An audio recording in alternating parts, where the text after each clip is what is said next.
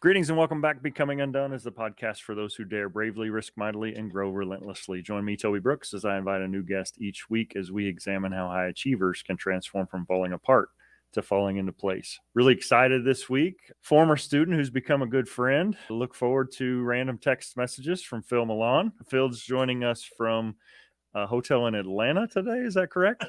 That is correct. Yeah, so based out of Florida, but spends a good amount of time outside the country. Phil is the assistant minor league baseball athletic training coordinator, Latin American medical coordinator with the Boston Red Sox organization. So, Phil, I'm really looking forward to cracking the lid off of you today and seeing what makes you tick a little bit. So, I always start off with a little bit of a softball. What did you want to be growing up and why? Dr. Brooks, it's always, first of all, I'd like to say just thanks for inviting me on. I know we've been talking about this for a while, but baseball season is one of those seasons that just seems to just never end. And especially for my position, where dealing with international stuff takes me from January to December. But I think when I was younger, I think I wanted to be an anesthesiologist, like in high school. But after getting to my senior year and realizing that maybe biochem and OChem and all of the chemistry was probably not my strong suit. I think that's what steered me away from an anesthesiologist to more nursing. I have always known that I wanted to be in some sort of healthcare. I just think that finding the niche that suited me and what I wanted to do was going to be the challenge. If that makes sense. Sure. You grew up in Missouri, and I guess start at the beginning, wherever that was for you. And we'll dig into your story from kind of childhood on and look at snippets as we go. I think for me, it's never been truly about the medicine. It is now, but I think for me, it's always been, I've always had this soft spot for helping people and to be a better version of themselves. And how can I be that impact on somebody else? Whether it's, I'm going to use an example today of watching somebody recover from an ankle sprain and hit a home run as the first at bat back. But I think starting at the middle school age, I remember my mom would say it's probably best to be more of a helper than a taker, if that makes sense. Just trying to be somebody for somebody else, be that person. And the way that I grew into it is by helping people overcome their injuries and physically and the mental component that comes with that. Yeah. Just this week, I had a gentleman from my neck of the woods. He does bios on people, and he asked me for some info for myself and a couple of photos, and I sent him one, and it was me stretching an athlete out. The athlete's now the manager for this semi-pro minor league team. And the guy's answer to me was, "Hey, this is great, but do you have any pictures of like your face in the action shot?" And I'm like, "No, I don't. Every picture I have of me in action is pretty much the back of my head." That's just the nature of this business. Is we're not the subject. We are there to help the subject. So growing up through high school and knowing you had an interest in medicine, where did sports come into the equation? Were you a competitive athlete yourself, or were you always on the periphery helping even then? No, I played baseball, I played football, never tried to play basketball, even though I thought that I could hoop with some of the best of them. But yeah, it was always baseball and football, and I really turned into a one sport athlete in high school and into more of a baseball player. Being left-handed, it's a skill, but I realized early on that middle school and high school baseball are two wildly different things. And, I didn't necessarily hit too terribly well, but baseball was just my thing. I know my dad played baseball. I would go play slow pitch softball with him on the weekends if he had a tournament going on, and just to go just be around it and be around the guys and just experiencing the team aspect and the team success or the team's failures. Mm-hmm. And just being able to see all of that, I think, from the jump and seeing some of those guys just get banged up. My dad in his early 40s, just dealing with an ankle or dealing with the shoulder or whatever. And I'm just like, we need you. In my young, naive mind, I was like, how can we get you guys back out there? Like, we need the boys back out on the field. And it's just really weird to think about, like, how it all comes full circle now. Yeah. You end up at Mizzou. Talk me through that decision-making process. Oftentimes, a college choice for some students is the most stressful, most difficult decision of their life, and weighing all the options. And for other people, they know from an early age right where they're going. So Talk me through how you ended up at the University of Missouri.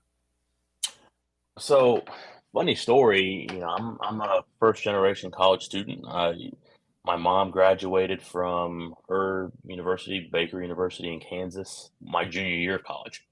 My dad went to trade school. Like there was never any conversation of you're going to college or you're going to do this. It was always you just need to get a job and you need to do what you can do to make your way. And I come from a household where we have three kids, and my parents can't afford to put me through school, and then 2 years later put my sister and myself through school, and then 2 years after that I graduated and my sister and my brother are at school.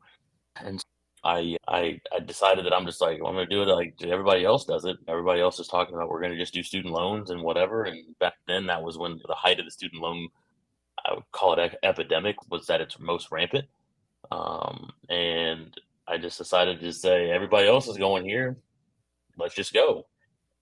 And I think it upset my dad a little bit because he was scared of the student loan debt and was scared that I would be living beyond my means and so on, because that's not what he had taught me and what my parents had instilled in me from a young age. But I think he understood that I needed to write my own path, and my mom was very supportive of that decision. And I ended up at Mizzou, in-state school. Like, it was not very far from home, but still far enough away to where I could be my own person, but also just close enough to where if I needed help, I could always drive an hour and a half down the road, east or west of I-70, and run into somebody that, was family.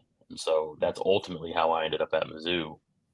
And it was pushed pretty hard to go to 2 years community college and then transfer. But I was like, all of my friends who I feel like I compete with academically are not doing that. And so why do I have to? And I think that kind of pushed me to really stick with it and try to still continue to compete academically. And that to me was a no-brainer. I'm like, I'm not going to community college. And I still, to this day, I tell my wife all the time, I'm like, I would not change anything that I've done in regards to my academics to go back and say I would go to community college for 2 years. Yeah, it sure would help with my student loan debt, but at the same time, I don't think that I would be where I'm at today had I chose to do that. I wouldn't have the connections that I have today or the experiences that I've had I'd chosen to go a different route academically. Yeah, that's it's a complicated relationship for me. I went to a community college, and I think we grew up probably in similar parts of the world, so to speak, where, at least for me, I won't speak for you, but small town mentality was if you didn't go to community college, it was almost like, oh, you think you're too good for us. And to aspire to go to a 4-year school was almost a social faux pas. And so I ended up going to community college. And what I didn't realize at the time was, yeah, I'll save some money on tuition, but I also gave up some scholarship dollars, recruitment scholarships to go to a 4-year school. And I think for the right student, a community college is absolutely the right decision. But for others, it's the wrong choice. And you're right. It takes time for those relationships to grow, especially in a tightly networked profession like athletic training. If you would have just showed up as a junior, you never would have had the time to build those relationships, the trust, and have those people be willing to put their reputation on the line to recommend you for work and stuff. So I think that it takes courage to be able to make that decision. And it also takes a belief in yourself that it's all going to pan out, because otherwise you're saddled with all this debt and you're no further ahead. So kudos to that. And going back on that, I didn't realize how much scholarship dollars I had until I actually looked back at my acceptance letter, which I still have to this day, both to Texas Tech and Mizzou. It was significant based on academic merit and some other scholarships that I had qualified for. And I was like, man, maybe this isn't going to be so bad. Yeah. And I think a lot of, especially I'm first gen as well. And so I stumbled my way through the process. I didn't have anybody there to lead me. And it was, on the surface, it's, why wouldn't I go here? It's cheaper. But you don't realize that you forego those recruitment scholarships. When I go to transfer as a college junior, I don't get much in the way of recruitment scholarships. They want to entice great students out of high school so that they can be there and become alumni, and alumni who give back and all those kinds of things. Yes. That's definitely the model. So you find yourself at Mizzou, big time athletics, Power 5. It's a little bit of a change in terms of what you probably experienced in high school. When did the seed start to germinate that big time athletics was where you saw your future? So I was telling my wife this the other day. I was like, can you imagine just me being just in scrubs all day, just working 412s or 410s or whatever, and just dealing with whatever specific field I would have chose to have gone into? And she was like, absolutely not. And she was like, but if you were my nurse though. And so a segue into that is I was a pre-nursing major. So at the University of Missouri, in any sort of like Bachelor of Science in Nursing program, to my understanding, is a 4-year program. And so you spend 2 years pre-nursing and to prove your worth and your merit academically, and then you go into 2 years of RN. And I was a pre-nursing major my freshman year, and come to find out that first semester my academics weren't probably where they should be, and just due to some social choices that were made, and I still to this day I'm friends with a lot of my fraternity brothers, and we still maintain contact, and one of them was actually my best man at my wedding. um, but I was a nursing major, and I can still to this day remember that there was 5 guys in my pre-nursing prereq courses that we had to take, and 4 of which are still nurses to this day. I'm the only one that got out and works in athletics, and so on and so forth. And so I realized early that this is going to be a little bit more rigorous than what I thought it was, and I should probably pay more attention to like my studies, and it still wasn't enough. And I think that I was a little bit bummed out about that, but also just the financial hardship of trying to be in school, pay for school, focus on school, and still make sure that I have enough money to sustain myself, my living. Thankfully, living in the dorms my freshman year was fine. But and so a buddy of mine was like, "Hey, the athletics department has these student aid positions, working with the football team and the baseball team, running water and like tape and stuff like that. And it pays, I think, $400 a month or something like that. But you get books and you get free meals." And so I was like, "Sign me up! I need $400." And that's when I showed up at the Mizzou Athletic Training Complex and met Rex Sharp, who's a living legend at the University of Missouri and just an incredible athletic trainer in his tenure there. And I haven't looked back. And it's pretty wild to conceptualize that I needed some money because I was poor, and a poor college student living off ramen noodles. Yeah. Phil, I hate to point out the irony of ironies here, but it's pretty amazing that it was money that drew you to the field of athletic training. And it shocks most people when I tell them that too, that it's like, oh wow, here we are. Still Well, poor to this day, by the way. certainly we understand that. I think that's really the heartbeat of this show, is how in that moment you wouldn't have chosen that GPA, or in the midst of a semester, those academic struggles. Maybe it ended well, but in the middle, it's hard. This morning we have a weekly breakfast with my son's football team, and the coach shares, and he's got just primo grade A coach isms. And every week I walk away with another one, like I'm writing that down. And the thing I walked away with from today is he talked about, in our society, we've almost tried to do away with hard. We try to make everything easy. Everything's convenient, everything's fast, everything's instant. There's no repercussions. And sometimes you just have to do hard things. And sometimes it sucks in the middle. So what did that season of struggle in college teach you that success wouldn't have? That's actually a good question. I haven't actually thought about it in that way, but I think in the moment, I think it instilled, got to find a way. You have to find a way to just get through it. And I think finding a way back then was a lot simpler than what it is for my life example for right now. It was just me back then. At the end of the day, I always had the option to withdraw and go home, plain and simple. But I think trying to find a way to make it happen and not necessarily quote unquote give up, but there's got to be another way.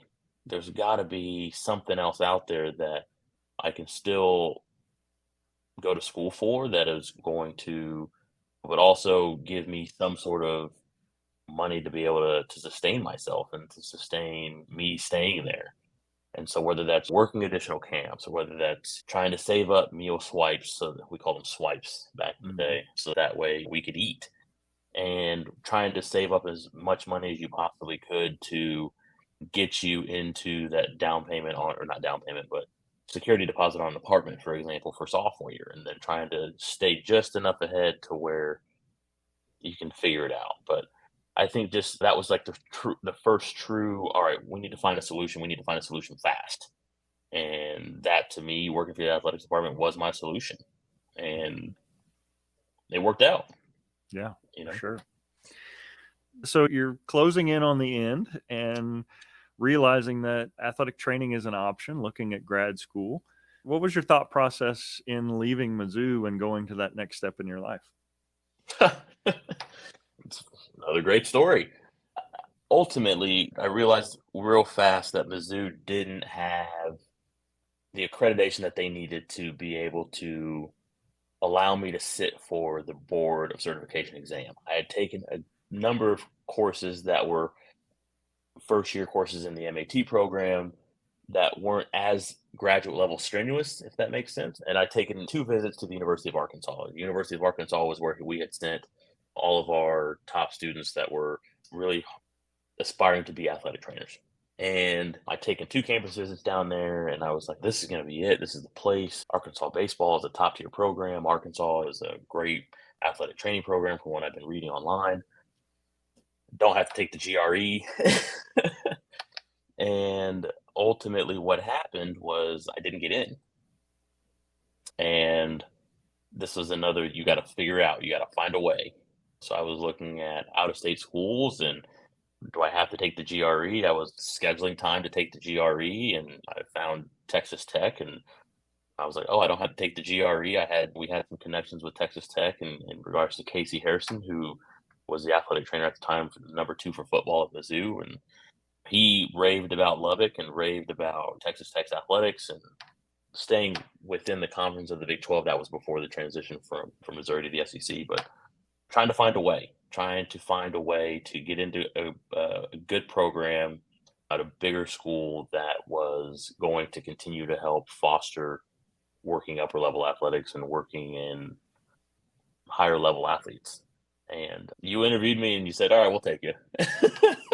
I don't remember this at all. I honestly, I don't recall you. Maybe you've told me this and I forgot, but I don't recall you saying that Tech was plan B. I know you didn't say it in the interview. Oh, no, absolutely not. But as you're saying, this is, you will be episode 60 something. So I've done a lot of these now. And this is the first time the thought ever crossed my mind. I've been looking at this issue from the viewpoint of the individual, but never looking at it from the viewpoint of the community. And my God, am I thankful that they didn't let you in, Phil? Because you wouldn't have come to Texas Tech, and I never would have gotten to know you. Like, you're a friend now. You're not just a former student. And sometimes bad stuff happens to us for a reason, but it literally never crossed my mind that sometimes that reason may be the people that we interact with needed us in their life. I'm tearing up a little bit here just thinking about it. I was like, geez Louise, man. But yeah, I think in our recent conversations, I think you said that we discussed some things, and you were just like, maybe that's just not your door. And I truly believe that Texas Tech was, in fact, the door that I needed to enter at that time. Seton Hall was an option that I wasn't too excited about. University of Tennessee, Chattanooga was not an option that I was too keen on. I still have the email that says that I didn't get into Arkansas. I still have it. And we'll talk about that later, but that was motivation for me to say, all right, they don't want me. Let me show them why they made a mistake. Yep. And Arkansas is a great program. I have a lot of friends that went through their program and are successful athletic trainers today in all of our career settings. But there's not a day that doesn't go by that when people ask me, did you go to Texas? Where'd you go to school? And I'm like, Texas Tech. And if it has anything to do with Arkansas, I'm not a fan of it. But, totally understand that. But yeah, but like I said, Texas Tech at that time was the door. And a good one. We were A in the great midst one. of a prodigious run of success in terms of pass rate on the BOC. We're trying to get back there, but so you end up at Tech. You end up working uh, some pretty cool sports. Get a chance to work with Tubby Smith. You got to intern with the Raiders. Talk about that season of opportunity for you.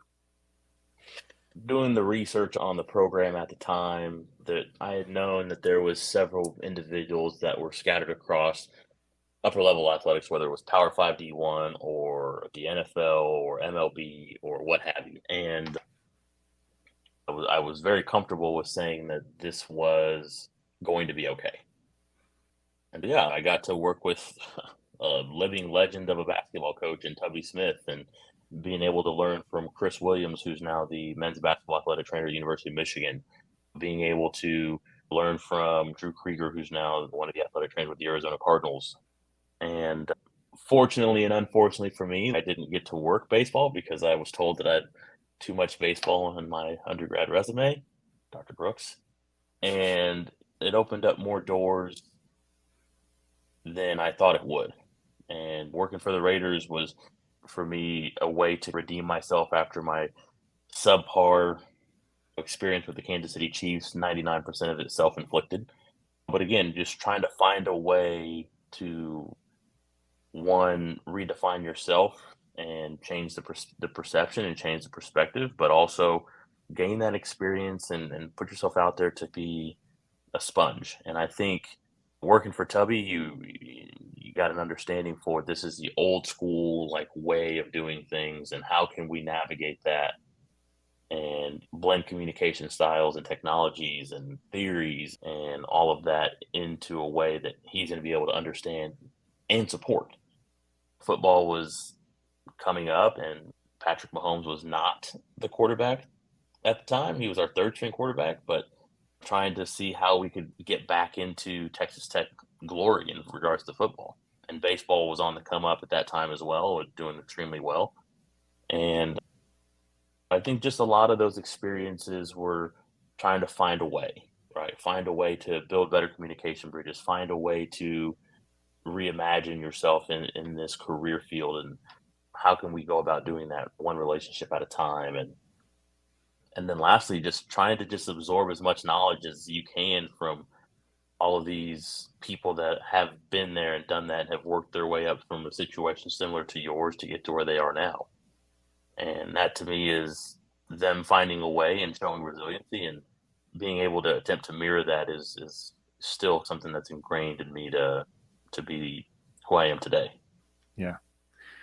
It's one thing to have opportunities to be successful. It's another to take advantage of them. And so I think you certainly did that. And you're definitely a relationships guy. And that goes a long way. I often say that relationships are the currency of good athletic training practice. If I've got all the book smarts in the world, but I can't form a relationship with my patient, it's unlike a lot of other healthcare professions. As an anesthesiologist, you get 15 seconds of conversation before you put them right to sleep. You didn't need a good bedside manner or a good relationship demeanor to be that you had aspired to do. But to work with the Hmm. athletes you work with day in and day out, they've got to trust you. They've got to be willing to communicate things to you that they might not be willing to communicate to another person on the earth. And that's fundamentally different about what we do. And it's what I love about what we do, quite honestly. For me, I miss that connection with the patient. It's all secondhand now. I have that hopefully with the students, who then have that with the patients. I'd love to say that it was just smooth sailing. You graduate, you get hooded, you're a master's grad and a certified athletic trainer, and you get your job and you're smooth sailing from there. But that's not quite how it's played out. You've wrestled with some questions in yourself, I think, over the years about what your purpose is, or at least sought to find where your best connection point could be. So let's talk about life after grad school and what that ride's been like. So I graduated, I remember, on a Saturday, and I graduated, and the next morning I was driving to Florida to go start my season-long internship. We call them assistantships now. I don't. It's an internship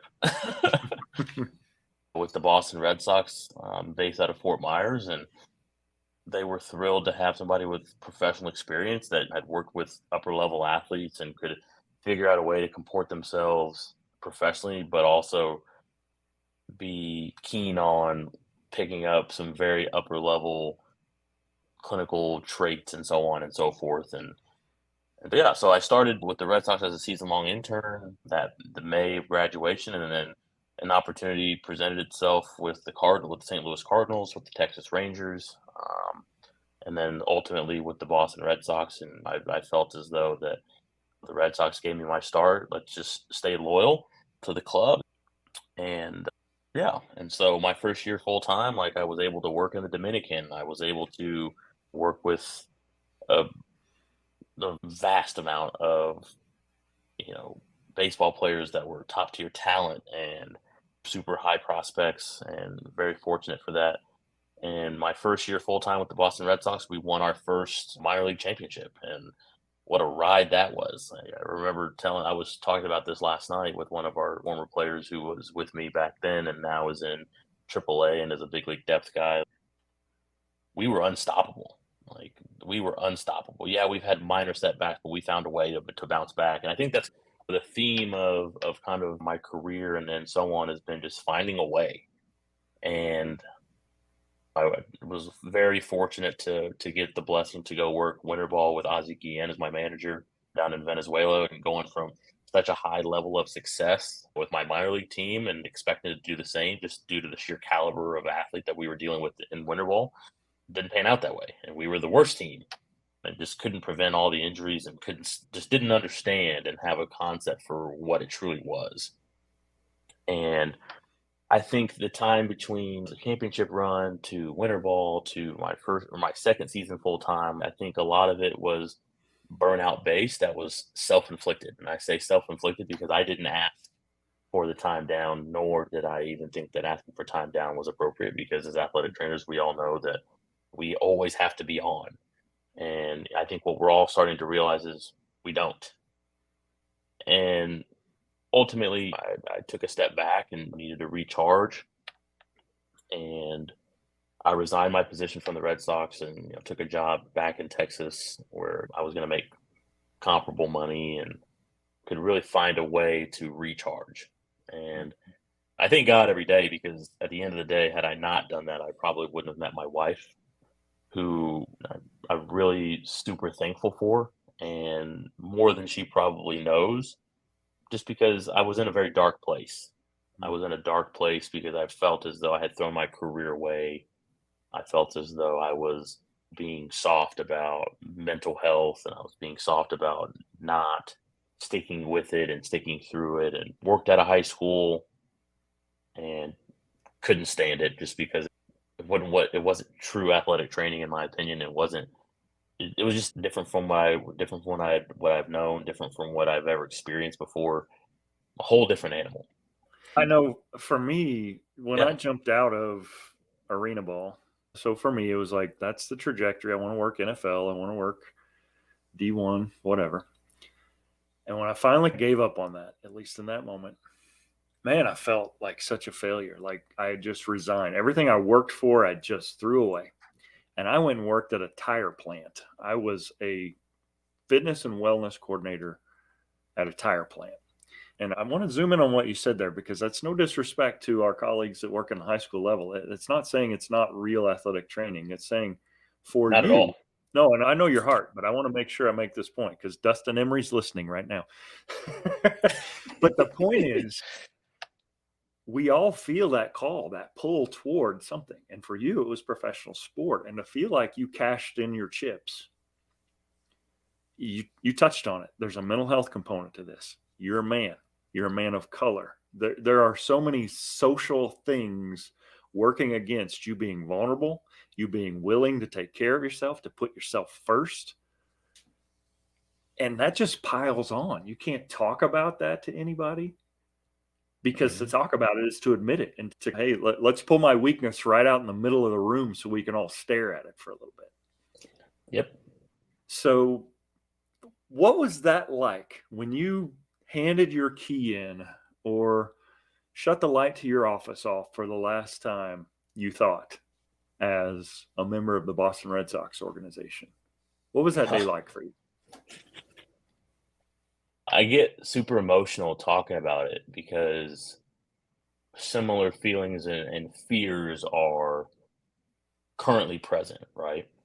And that moment was very dark. Like it was, I felt alone. I felt as if nobody truly understood like what exactly I was doing and what I was going through.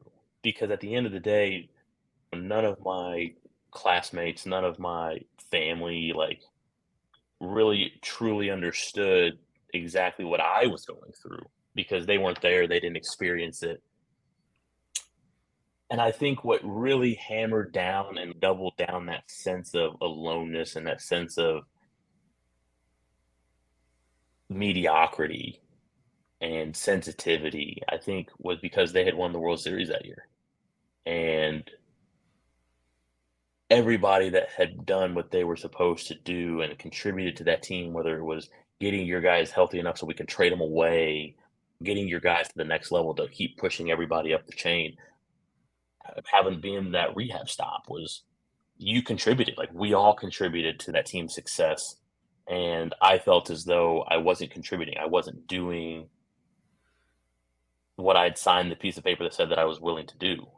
And it was super dark, man. Like it was very emotional. It was very depressing. It was very tough. And I remember going to work like at the high school, like the day after they had won the World Series, and I just wasn't there. Like I wasn't there mentally. Like I was like, why am I here? What am I doing? And my girlfriend at the time, my now wife, reinforced that you're not alone. Like you're exactly where you should be right now. And that still resonates. Like that resonates more so than I've told her before or what have you. But yeah, like she picked up the pieces. Yeah. And so this is just dark. She became a light and a side quest that a veer in Side the missions. story. Had you stayed in that path, you're absolutely right. Your mental health probably would have suffered. I think that's safe to admit, but you also don't meet her. So seasons of failure can grow seasons of success, no doubt about it. And you're not just a one man show, like going through this deal alone now. You've got someone in your corner, and Mhm. that's a blessing, but it's also a responsibility. My wife told me this one Yeah. time. She said, I believe in my heart that it's the man's job to decide where we're going. This is a very conservative, kind of old school approach. The millennials and Gen Z ladies that hear this would probably take issue with it. But she quickly amended that or added to that and said, I trust you. Don't screw it up. Mhm. and, Yeah. and that as a husband, that's almost worse. If she were forbearing and said, we're moving to Seattle, she would never say that. I don't know. We've not been to the Pacific Northwest, but if she said that, that's easy. I can follow directions. But to be Yes. asked to be responsible, not just for myself, but for my whole family that's a different ask. And it truly is a different app. Like I tell her all the time, I'm like every decision that I make now in regards to my career or whatever, like I need input here because if you tell me no, then I really need to really figure out a way to sell it, or maybe this truly isn't the way that we need to go. Yeah. Um, and it makes you really second guess everything, which I think for me is a challenge, but also it's a blessing at the same time because simply stated, she's not gonna let me do anything stupid on my own. Right. Right. I think one of the things that you alluded to that weighs into this is it's not often that someone gets an opportunity in professional sports who walks away from it, who gets that opportunity again. So you walk out the door thinking, this is it. Like I had my shot, I took it, it didn't work out. That's over. Let's go do other things. That's not your story. You got another opportunity and you've had a few other opportunities. Talk me through the transition back into pro sports and what that meant to you, both as a clinician, but more importantly, as a man.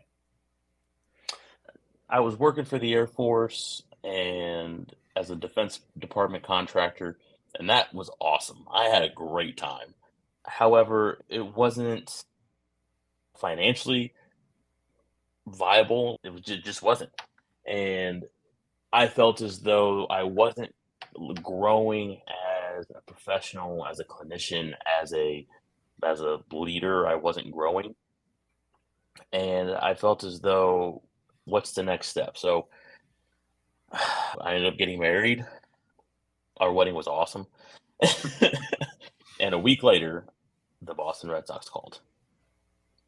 Literally a week after we got married, and I was a little bit caught off guard because I was like, it's January, spring training's in a month, like, what? And I remember a lot of those turn the lights off moment in the office. I remembered, how I felt when I was asking for help. I remember the success that we had on the field, the success that we had medically speaking, the opportunities for learning, and all of that. And that was a very difficult time. And the head athletic trainer for the Boston Red Sox, Brandon Henry, instilled this in us: is you have $1 a day. Okay. It's up to you to decide how much of that dollar you divvy out to what needs attention and what you should really prioritize and what can wait until the next day when you have more in your bank account. And at the time, that was, for me, I need to devote all my time to this, because if this can become a reality, what does this look like and where does this set us up? Me and my wife and our future family and so on. Like, where does this get us? And there was more of a long-term trajectory working for the club than there was with the Air Force at the time. And so for me, that was the answer was easy. I would much rather say we tried and it didn't work than not try and hope that it did. Mm-hmm. So that was, to me, the justification for the why to get back. And gaining outside experience to be able to take back was an even bigger reason to say, how can we go back and change this for the better? Mm-hmm. As everybody knows, baseball is a tried and tradition sport that is very reactive instead of proactive, similar to the military. But I think that concept of being able to go back and what can I change, what can we make better with outside experience, really drove me to say, this is the path where we need to go. Yeah. Had you gone on that linear path and not taken the detour or the side route, you may or may not be in a different place professionally. Maybe you've got more experience, whatever. How do you think you as a clinician were different the second time around with the Red Sox organization, as opposed to how you would have been if you would have just soldiered on through that middle? I think, first of all, I think that handling personality types, I think personality types in different regions of the country, different cities, all of that plays a factor, in my opinion. But seeing the militaristic style of leadership and how that's not always conducive, but also seeing how, for example, at the high school setting, like, you're restrained to tax implications, and we're playing with taxpayer dollars and not necessarily just a private entity's dollars, dealing with different groups of different stakeholders, so like parents versus agents versus front offices versus this. I think all of that has changed me for the better, so that way you can help to diversify your style of communication, and communicating with parents at the high school setting versus communicating with people that have eagles and stars on their chest is wildly different, yet similar at the same time. And then you couple in agents of multi-million-dollar athletes, and I think it's helped. I think globally it's helped to aid in the communication, which subsequently leads to better relationships and better rapport, but also taking that step back to say, all right, what's the root cause of the issue, if there is one, and if there's not, how do we make sure that we don't create one? Yeah, I think just global communication, rapport building, and relationships. Yeah, and it boils down to, you hit the nail on the head. It's communication, but also there's a maturity that comes with that, and understanding that sometimes it's good to press and be vigilant in my communication. Other times, sometimes you just got to let the cake bake. And I am not a patient man. We in athletics have been enculturated with this idea that immediately is too slow. It needs to have happened yesterday. And that can seep into your soul sometimes. And it's toxic. And I think that for me, being in that high pressure athletic environment, out of it, back into it, it taught me the importance of just letting things unfold. And I don't always have to have my foot on the gas in order to be good. So you're back. And once again, things don't always go exactly the way we would have scripted them. So what do your days look like today?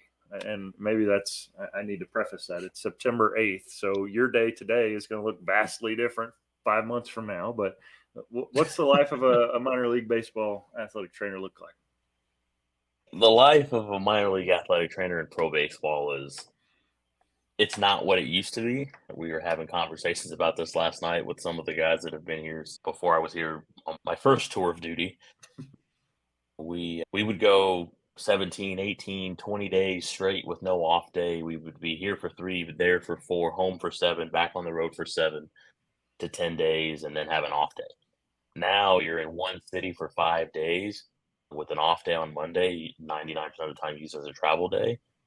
So wake up around 10:30, 11, get to the ballpark around 1 o'clock, start your rehab guys, treatment sessions, some admin duties that we need to get done, whether that's, setting up logistics and hotels for the next road trip, figuring out where we're going to get a lift in at, what can we have available for us at the stadium. As guys start to roll in, we start just treating guys, getting pitchers ready to go out and throw, do their pregame throwing, bullpen sessions, BP on field. 99% of the time, there's going to be a phone call to our minor league athletic training coordinator to discuss, like, hey, this is what so-and-so looks like today. He's good to go. And then those conversations are followed with conversation with coaching staff. This is our injury report for the day. This is what we have going on. Back to treatments, back outside to observe BP. A lot of people don't know, but BP is where things tend to happen. Whether somebody sprains an ankle because they decide that they want to go power shag in the outfield and they haven't done that in years. Don't know.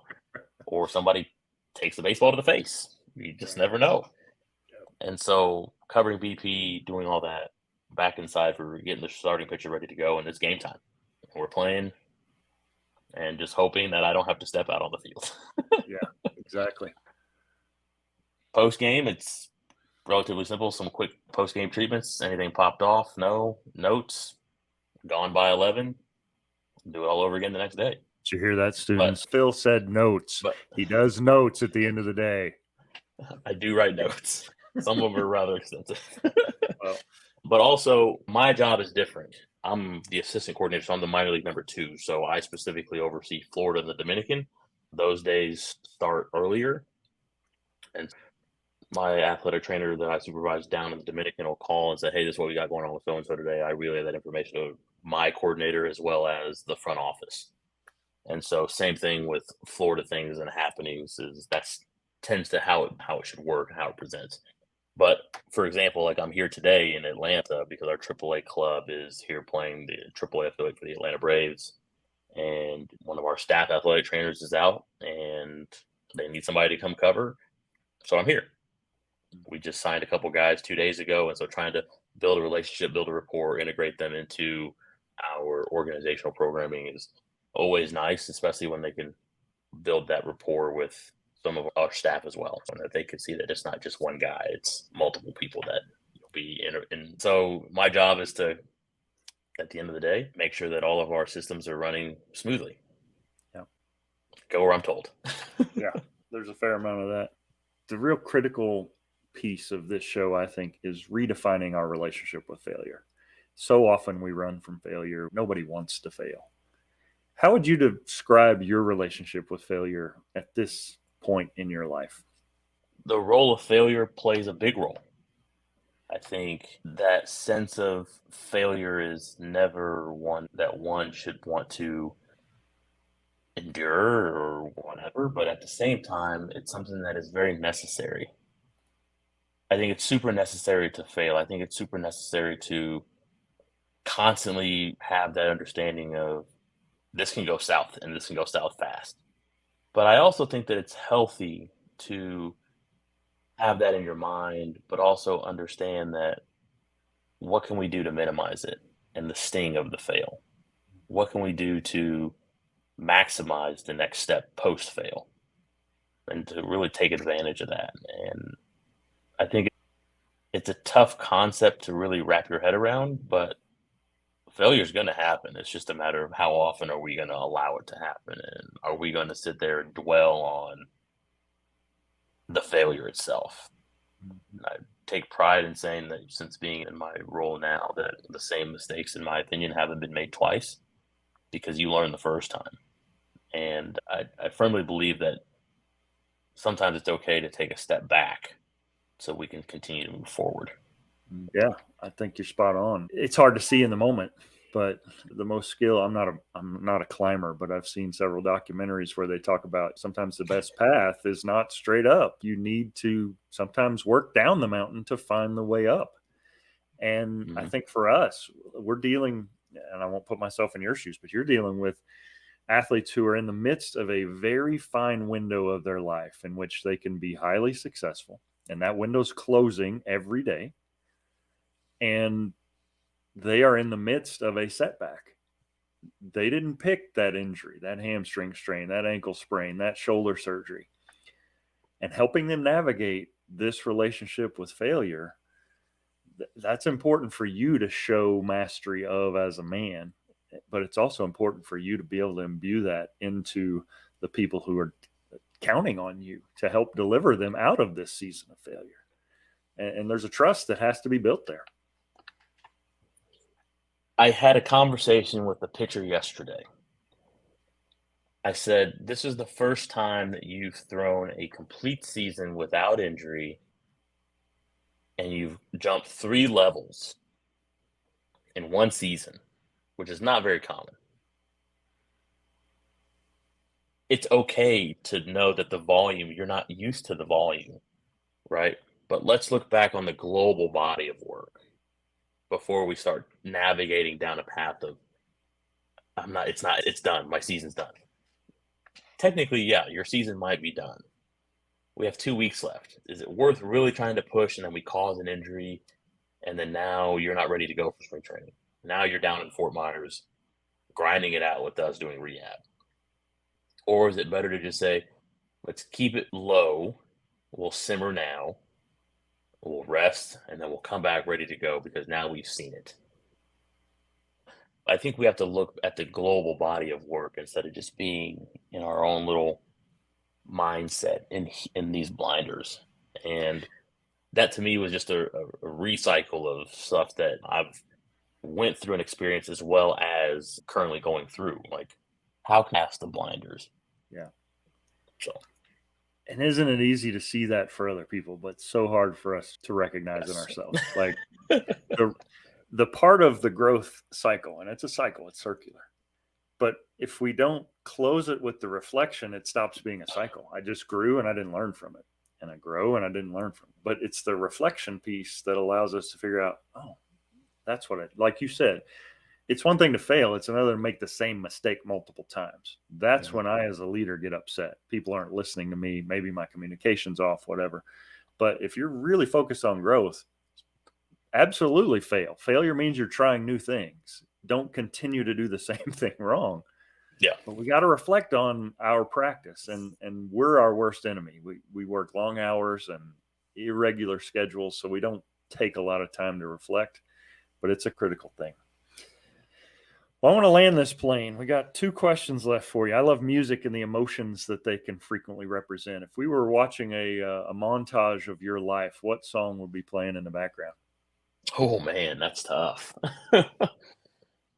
Man, I couldn't tell you right now. I have all this music in my head and a lot of the same songs play in my mind every day or in real life on the field. But I think for me, it's not a specific song. It's more of just like a vibe. It's just super chill, but groovy, bumpy. I don't really know how to describe it, but I haven't really been listening to any specific artists recently or any specific genre. It's just been just vibey. And Tosh Sultana has been my vibe lately. And I know that sounds real against the grain, but Tosh Sultana, incredible artist. Plays the piano, plays the guitar, like one person band. She's awesome. And super vibey music. And yeah, that's what's been I on feel my. that. No, And that's you then, to a T. Very introspective, and I hear what you're selling there. yeah, but I will say this. Rod Wave has not put out a bad album. I'm a big Rod Wave guy. So yeah, I don't know. I wish we would have been able to see him in Tampa when we went and saw Beyonce, but he wasn't Yeah, there. Phil, certainly you're not this sage old veteran who's reflecting back on a life that's spent. You've got a lot of years ahead of you. We know that. What for Phil Milan remains undone? I think what remains undone is just the path to ultimate happiness is in the career, right? What is this? What is success? What is happiness? And I think it's super subjective. But I also think that happiness is joy, happiness is pride, but I also think happiness is also just being humbled and seeing the work that you've done come to fruition, whether that's seeing an athlete be successful or the birth of your first child or finding out that you are pregnant. But just trying to find joy in the little things for me has been the biggest thing, as well as just trying to be better about the relationships that I have and relationships that I keep. Yeah, I think that's still what's undone. And I don't think that'll ever get done. But so long as we're striving for that, I think that's what's the most important. Yeah, you're scratching me where I itch because as you're talking, I'm thinking last year was hard for me. We had a cohort that, for whatever reason, they didn't connect with me, and I don't know if it was scheduling or what, but at the end of the year, we always say we're not going to be social media friends until you graduate. And I don't know that I got one request from that bunch, and I'm not calling anybody out, but I also have interviewed Dustin and you and Stacy and Michaela's on my list. And for me, it's surreal and proud dad moment to be able to connect with you all in this way as the mature, awesome, competent professionals that you are out in the world doing great things. Man, you said it, like your influence, it carries forward. And so it gives you an opportunity to continue to invest, knowing that hopefully you left the world a better place. Yeah, absolutely. And it's always been an honor and a privilege to, one, be associated with you, and also this little square that we're in. Yeah. But also just to be able to say I can make a phone call right now and not necessarily get the answer that I want, but get something that I need, whether it's positive or negative, like whatever. But I think that's what I'm most happy about. That's what I'm most humbled about. That's just me. And I hope that I know Dustin is listening and anybody else that was associated with us or like came up with us or went through class. My number hasn't changed. I'm not ever going to change the number. Ain't hard to I'm find. always here. Yeah, I'm not hard to find. So, That's a great segue. How can listeners connect with you, even if they don't have that? I'm not asking you for your cell phone number, but what's the best way to follow what you're doing? I think the best way to follow is just phone call. Just call me. If I don't answer, I'll call you back. It might be an hour later. It could be 2 minutes later. You never know. But just a phone call. Shoot me a text. I think that's the best way to get a hold of me because 99% of the time I'm not where people think I am. Well, you don't have a growing TikTok presence like Dustin. I'm on social. I'm on the socials, but I hide off in the shadows and just Yeah, post when I feel like I need to, aka my wife's birthday, Christmas. yeah, understood. Phil, it's been a pleasure. It always is, but I looked forward to this conversation. I'm thrilled that we had a chance to connect. Yeah, thanks for having me on the show. I know we've been talking about it for a while, but my season doesn't really stop. No, I understand. All right, Phil Milan, minor league athletic trainer with the Boston Red Sox. To close out, I always stitch this in, so just have you say, "My name's Phil Milan, and I am undone." My name is Phil Milan, and I am undone. Awesome. Yes. And